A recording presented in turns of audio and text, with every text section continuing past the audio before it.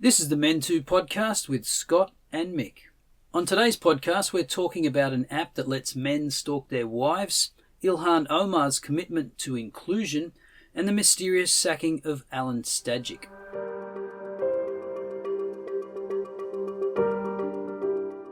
So let's talk about Absher. A Saudi mobile application that lets men track and restrict the movements of women in the kingdom has come under increased scrutiny this week, with the US Senator and rights group urging Apple and Google to remove it from their platforms, accusing the technology giants of facilitating gender discrimination. Saudi guardianship laws give women a legal status similar to that of minors in many areas of their lives. Every Saudi woman, regardless of age, has a male guardian, usually her father or husband, but sometimes her brother or son, who must give his permission for her to get a passport, travel abroad, undergo certain medical procedures, or get married. The app in question, called Absher, Absher, maybe that's an abbreviation for abuse her. Or Basher. Basher, yeah, that's a good one. Was launched in 2015 by the Saudi government. It allows men to manage the women under their guardianship by giving or revoking their right to travel through airports, tracking them by their national identity cards or passports. The men can turn on notifications that alert them with a text message anytime a woman under their guardianship passes through an airport. So what do you make of this, Mick? Well, I kind of like this because, I don't like it. I like the fact that there have been a bunch of people, frothing netizens, as I like to call them, who have come out saying how this is such a hateful app and that Google and Apple should ban it from their stores, given that they've banned other apps that have caused offence, like InfoWars. But I think they're probably the funny... Gab. Yeah, or Gab, or any number of other ones. Apple and Google still haven't banned the app. It's still under consideration, so they're saying. But I think my favourite part of this is actually all of the reviews that have been left on the store from the people who got upset about hearing about this. And let's have a few examples. Yeah, so here's one. I love this app. It allows me to keep track of my many wives and worthless foreign slaves. Whenever I need to give one a beating, I can find them in an instant. That's a good point. Yeah, it's a good description of the app. This is a great app, works as promised. I can monitor the safety of my wives and even know if they might have a flat tyre. They like the security of knowing that they are easily located. I highly recommend it for anyone who has more than one wife with a penchant for shopping every day. I think probably the most surprising thing about this app, even more so than the fact that it allows men to track their wives, is that it's actually developed by the government. And it actually appears to be quite useful. Yeah. There's a lot of real reviews on the Play stores, and saying things like, "Oh, it makes my life easier. I can renew my licenses online, make appointments, and registrations." And women are saying this as well. It's not the men. Like, there's women actually saying this in Saudi Arabia, that it's useful for them. Well, that's right, and actually, it's got about 30,000 reviews with a 4.6 average rating. And it has been ranked in the top 10 for all downloads in Saudi Arabia. So it's obviously a pretty famous and well-known app. And ironically, given all of the new downloads of people who have just wanted to do that to give bad ratings, it's actually pushed the app into the top 500 in the US App Store in their productivity section. So it's kind of... It's about time they rolled out the US version then, I'd say. Yeah.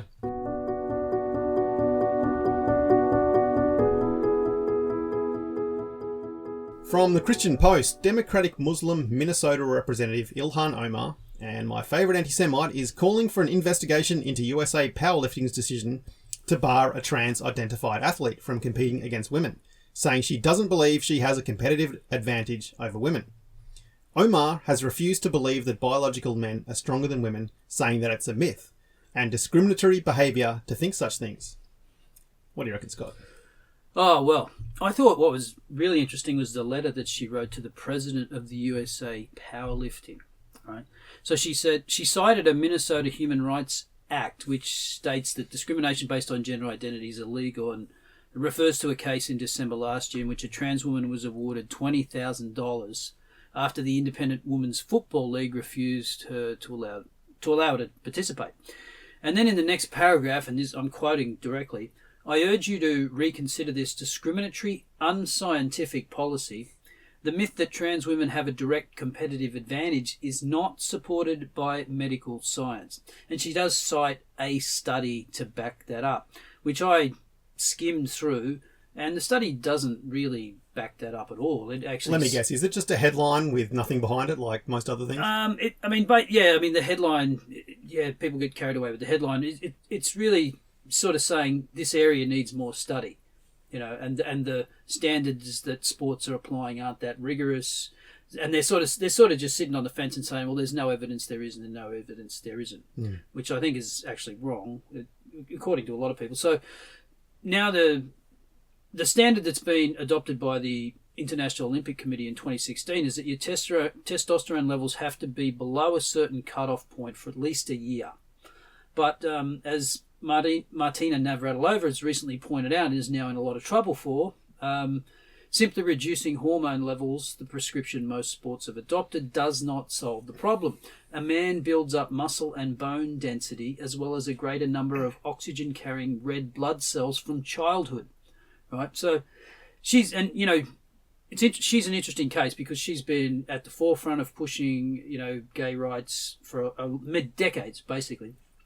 And she was one of the first. I mean, she was in the 80s. Absolutely, yeah. and she was. So she's obviously now pilloried as a transphobe, and she's a horrible person and all of this. But she didn't initially comment on this stuff because she said, "I haven't done the reading. I'm not going to comment till." And she has gone away and she's done a lot of research and she's talked to people, and this is what she's come back with. And of course, it's not pleasing the trans lobby. How do you think there's a good way to compare whether men and women have any biological differences in sport? Do you think there's an easy way to do that? Well, look, the solution is we do away with men's and women's sports. Well, I mean, I think I think the easiest way is just to look at the world records in various events. Yeah. Is there any event you can think of where a woman's world record is greater than a man's? No, there isn't. And just to give you an indication, this was true the last time I looked at it. The women's world record holder for the 100-meter sprint wouldn't qualify for the Olympics for the male. Mm-hmm. Right? I mean, that's Florence Griffith Joyner, right? Is it? Maybe. I think. Well, yeah, we might have to check that one. But Yeah. I mean, she was I think late 80s, early 90s. And she died of a heart attack in her late 30s. Right. And I mean, she was miles ahead of anyone else. Yeah. And I think her record still holds. Yeah, anyone listening should pull up an image of what she looked like at the time and tell me that she wasn't. I mean, given her world record is that far ahead of anyone else's and has stood for 20 or 30 years, I think you would have to assume that she's either a genetic freak or she was on something. Yeah. So yeah, I mean, it's of course the obvious thing is if you combine men and women's sports, well, there won't be women athletes anymore. A whole cadre of professional female athletes will no longer be able to make a living. And the trans athletes won't be good enough to even qualify for any top 100 event. And I think it's worth noting that all the controversy. There was a controversy. It may have been in Texas just last week. Connecticut was it? Some young black guy now identifying as a girl won a sprint and set a new record in the state or whatever. And actually, the person that ran second was also the top two. It was there were Terry Miller and Andrea Yearwood were their names. And the thing about it is, can you think of any examples where a trans man has won a competition? And if not, why not? I mean, doesn't that? I know that's not exactly a scientific approach, but you'd think there might be an anecdote here or there, but there just isn't. Yeah, I haven't seen any. I mean, I think the interesting point about those two trans athletes is that we're starting to see now quite a bit of pushback. I saw a interview with one of the other girls who attended that school who finished, I think, 9th or 10th. Yeah. And because she's finished 9th or 10th now, she's actually not qualifying for the state championships. Right. And at the state championships, that's where athletes are getting selected for college scholarships. Yep. So you're seeing girls missing out now, potentially missing out on college scholarships because men who identify as women are taking those places. I mean, that's hardly what the feminists of the 70s and 80s were fighting for. But there is an element of this of coming back to bite them, isn't it? Because feminists have argued, for example, for a long time that any differences between men and women are socially constructed. Right? And okay, so along comes a trans woman and says, "Hey, gender's a social construction.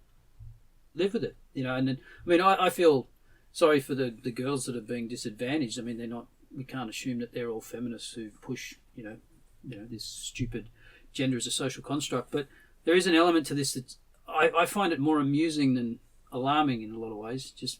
It's sort of, feminism has come so far, and then it's kind of erasing itself because of its own beliefs, or it's erasing what it means to be a woman, isn't it? Really? Well, yeah, and I think one of the funniest things I saw about these two trans athletes in Connecticut was that they've been questioned quite a lot by the media. Yeah. And they were asked if, they thought it was unfair that, they have a biological advantage.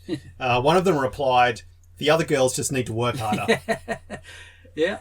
That's your answer. Yeah. But getting back to the biological differences between men and women, and this stuff has been studied ad nauseum. Yeah. There is a lot of research and a lot of science behind this.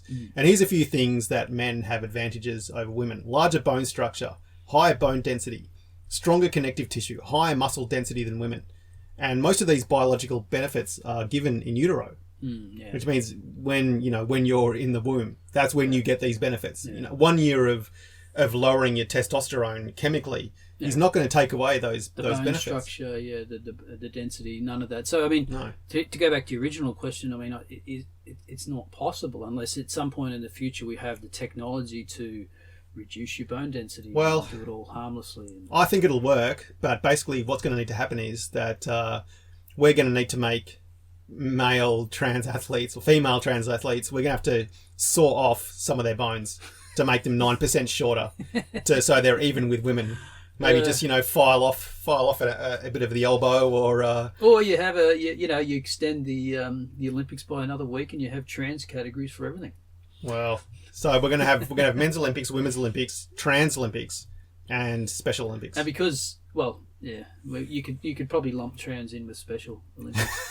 Are you gonna be do the opening ceremony speech as well? I would love it. Yeah. Of course, the problem is that because trans people are relatively few, the actual standards of trans athletes will be pretty awful, right? Because it's just such a small pool to pick from. So there'll be someone who's really good, and then there'll just be daylight between the next person, probably. Yeah. Well, which is what's happening right now when trans athletes are competing against women. It's they're just dominating. Yeah. And then to get back to Ilhan Omar, there was a good tweet. Someone did some tweet archaeology and pulled up a tweet of hers from 2013. And she was replying to someone, and she wrote, this is about Christmas. And she wrote, "Actually, I met, sadly, in brackets, sadly, some Muslims that do celebrate Christmas." And Margie Nawaz tweeted out, "How inclusive and tolerant and pluralistic you are. You really fit to be an American congresswoman." Because she's making this big. This is a virtue signal on her part in a huge way. She's look at me. I'm this wonderful, tolerant, inclusive person. And then, I think Dave Rubin also tweeted something out about, does your mosque perform gay weddings? How many trans members do you have? The Democrats must launch an investigation, because that's what she initially said in her tweet, right? She wanted an investigation into this outrageous injustice.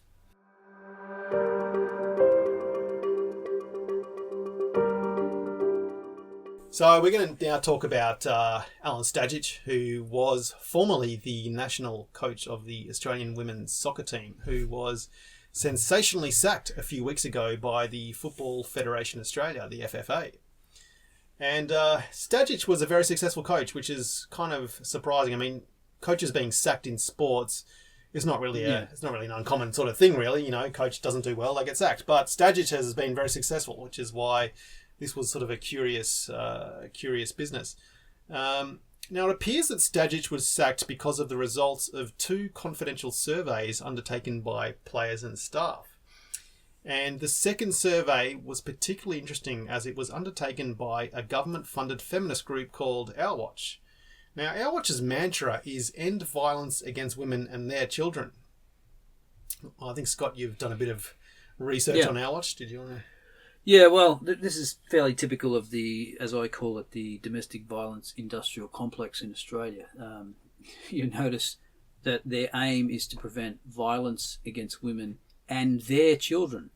And as I've pointed out on many occasions, that women's children are also men's children. And if we drew a Venn diagram, we could make that quite clear and send it off to Our Watch, and maybe they could understand that bit. But basically, they've adopted this gender-specific attitude with respect to domestic violence. Women are victims, men are perpetrators. That's the end of the story. And women need to be protected, even though, I know they refer to domestic violence, but their mantra is stop violence against women. Women are less likely to be victims of a violent crime. That's just a fact.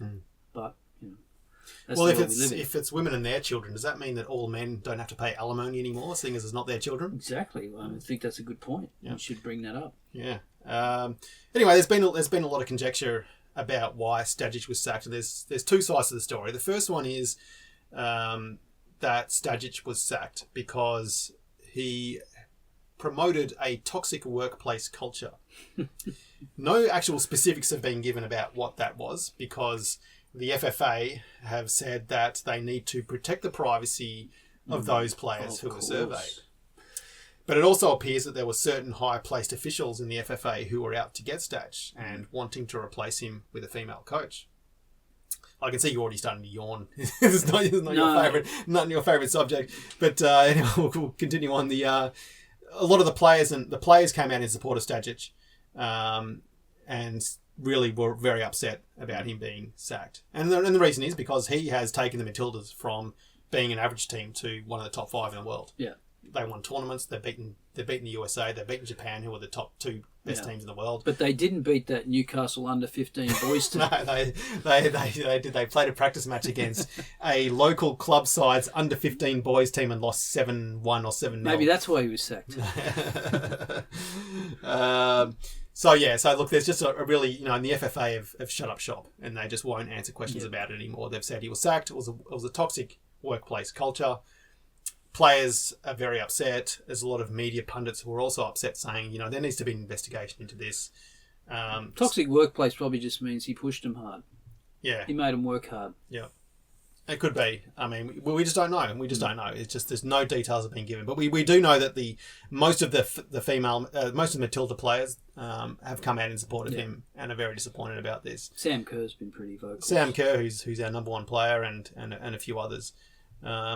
Anyway, I mean, I think, this has been done to death in the media in Australia. You can easily Google this and find media reports about it. I think we wanted to talk more about Our Watch and these surveys that were done, because that really hasn't been covered particularly at all. So the first thing that we saw about this was a Twitter user at Baka Monasan who tweeted at Bettina Arndt, who is how would you describe Bettina? She's I think she's now called a psychologist. She used to be a sex therapist, but I think she goes by psychologist now, and social and commentator. Yeah. She seems to writer. She seems to get up the ire of lefties in Australia. Yeah, she's very good at it.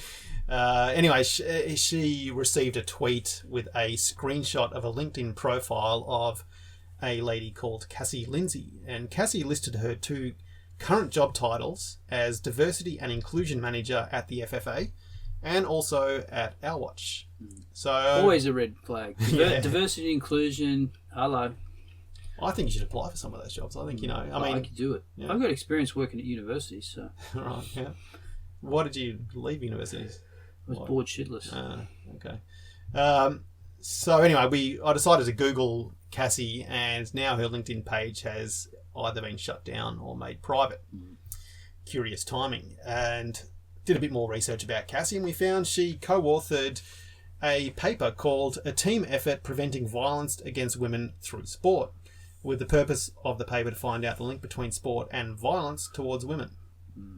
So some of the quotes from this paper are fairly interesting, and I'll quote one now. People learn and reproduce particular attitudes, behaviours and social norms through their participation in sport. And sporting environments are places where violence against women can occur directly, and if allowed, can provide a setting for entrenched violence-supportive attitudes and behaviours to be played out.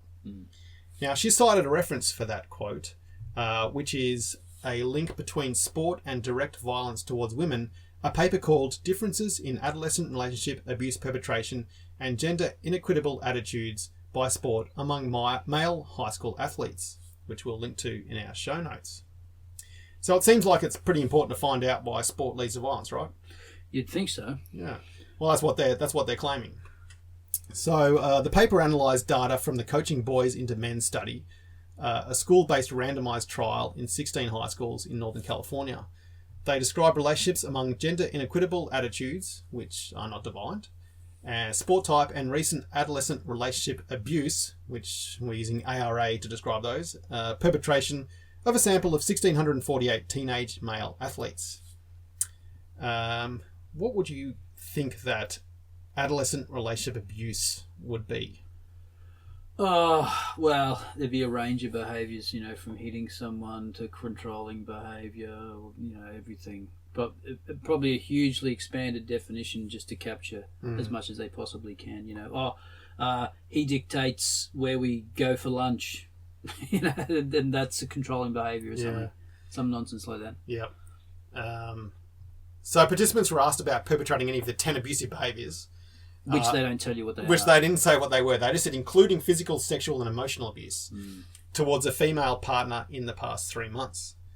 And I tried Googling to find what those specifically were, but I couldn't find anything about it. Yeah. And the problem is here, they present numbers, but then they won't give you the breakdown of which part was emotional, which part was physical. It's like the human rights survey they did 2 years ago at universities that found 70-something% of girls are being sexually harassed. The most common form of sexual harassment? Staring and leering. So you looked across the lecture room, some girl caught your eye and you looked at her for 5 seconds, and that's sexual harassment now. Right. It's leering. Yeah. Okay. And then they run around saying there's an epidemic of sexual harassment. Nope. I think we just all need to wear those sort of big sunglasses like those middle-aged guys wear that totally wrap around so no one can actually see your eyes. Then you can just leer all you want. What do you think I've got them for? Yeah, I just noticed you got them on right now. Are you leering at me? Not because of... Check your male privilege. Yeah. But I think it's pretty important to distinguish between, say, raising your voice in an argument and punching someone in the head. I think there's a fairly... But, they've lumped all of these ARAs into one category. So this study found that black teens were disproportionately more likely to commit ARAs than white teens. And the total number of male high school athletes committing ARAs was about 15% of those surveyed. But the very first sentence of that paper quoted that the intimate relationship abuse is experienced by as many as 1 in 3 youth in the general population. Yeah. So it actually turns out that teenage male high school athletes are 50% less likely to commit ARAs than the general public. Yeah. So where's this link? Yeah. So this. Just remember, this comes from Our Watch's own paper. Yeah. That cited another paper to make these claims. Because look, these people don't think you're going to track down their sources. That's why I do. I don't know us very well. I've been reading this stuff for years now. I can tell you, first thing you do, just they'll have a quote and it'll have a little asterisk against it or a 1 or a 2. Go down the bottom, find the source, go to the link. Well, that's what we've done. This was literally two clicks for me from this paper to get to find this. They don't expect you to read it because, and you know why? Because journalists don't. They just repeat this. It's the shit. headlines. That's why you had Vice running around saying there's a 17% increase in hate crime because they just read the headline number. I mean, it should be celebrated, to be honest, the fact that these male high school students are actually half as likely to perpetrate. Wouldn't the conclusion be that sport actually makes you less violent? Could be. It could also be that based on those numbers you read out. Well, it could also be that the fact that a lot of these people have strong male role models. Yeah. Especially African American kids who typically, there's a very low percentage of people who actually have a male role model in their life. Yeah, it's like less than, it's like half or something. Half of white people. And also, a big issue about this paper was that it's done in America, which has very different socioeconomic factors than Australia does. How is this relevant? I mean, it's just like she's found the only paper she could possibly find, and still it comes to the wrong conclusions. Yeah, but the headline looks good, though. The headline looks good. Yeah. It would be good if there was actually some research in Australia that actually talked about that. Just turns out there is. So we've got a study that was undertaken here in Australia, which was done by Swinburne University, called Australian Adolescents' Experiences of Aggression and Abuse by Intimate Partners. And it showed that aggression, both emotional and physical, was fairly even between boys and girls. Yeah, actually there was a slightly higher number of girls hitting boys. Both boys reporting being hit and girls actually reporting hitting. Because they ask both things, right? They ask, have you been hit? And then they ask, have you hit? Yeah. And yeah, it's amazing. And I think one of the interesting conclusions about that research is that they say something, they put it the way they couch it is, they basically say there are different patterns of violence within young people compared to adults, right?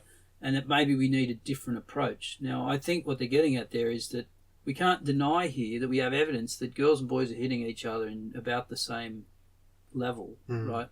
And that this gendered approach to domestic violence, where it's all about disrespect of women, just doesn't cut it. And the other conclusion I would have thought is that if this is true with young people, then why does it suddenly become men are just hitting women when they're adults? You know, what suddenly happens at 18? Do men all just go, yeah, it's time to start beating on the women, and the women just cower in the corner and don't hit back? I mean, it sounds like if you play an organised sport, that's exactly what what happens. Like, organised sport equals violence towards women, apparently, according to Our Watch.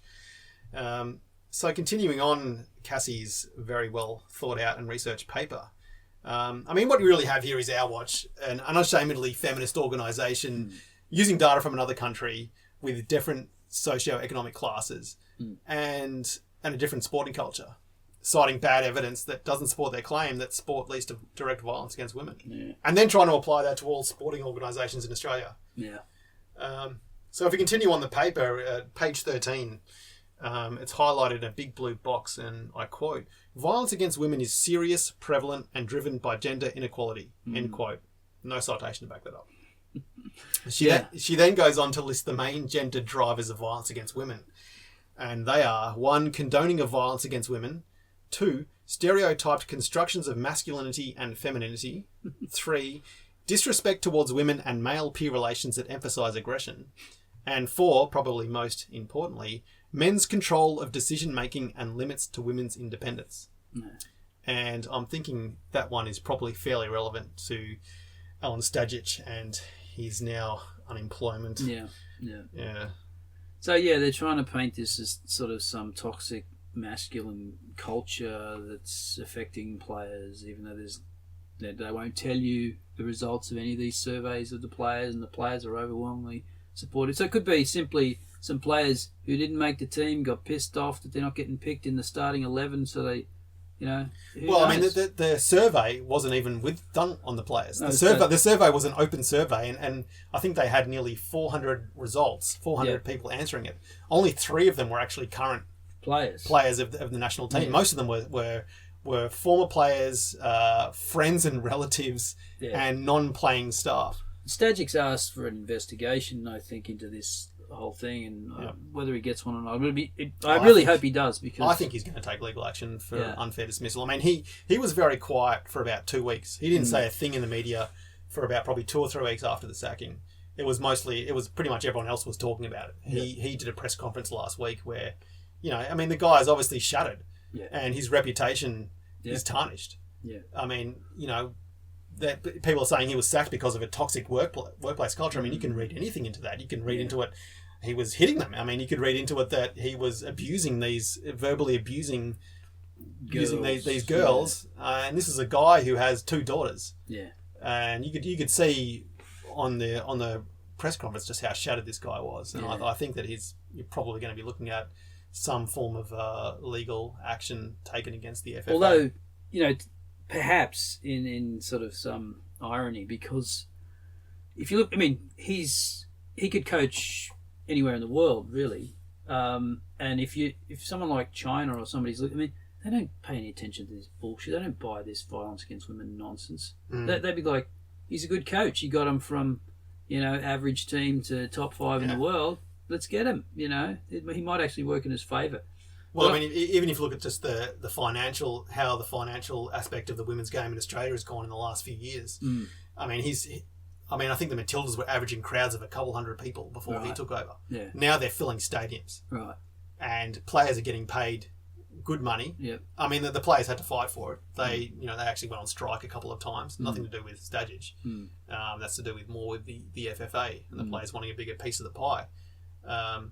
But, you know, he's raised the profile of the game immeasurably here in Australia. And even if you start thinking about how do male coaches treat male players. Yeah. Because, exactly. if you've ever watched any of these documentaries on Netflix with these, American football coaches, I mean, they're abusing the players non-stop. Oh, we'll just go back to... Do you remember the documentary that was done on Roy Masters when he coached Western Suburbs in about 1980? Oh, God. No, I didn't see it, but I can imagine. They used to slap each other in the face and all this before the game. And it's just... I mean, it was on 60 Minutes, I think. Yeah, I mean, I'm curious about whether the women were treated any differently than the men. Yeah. Because they shouldn't be, right?